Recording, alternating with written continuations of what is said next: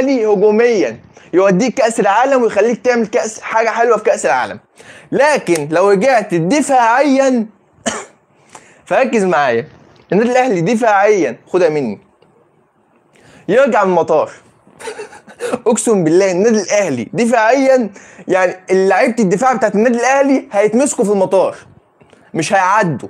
اللي هو ايه ده، انت مدافع، انت شكل لاعب كوره، لا خدوه تسول، اي حاجه، ده اللعيبه دي تشتغل اي حاجه غير كره القدم.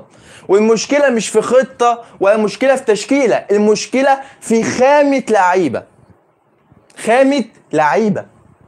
عندك واحد زي عمر ربيعه بيتكلم ان هو عايز 30 و35 و40 مليون جنيه في الموسم، قسما بالله حرام ياخد مليون جنيه في الموسم حرام ياخد مليون جنيه في الموسم باللي بيقدمه ده.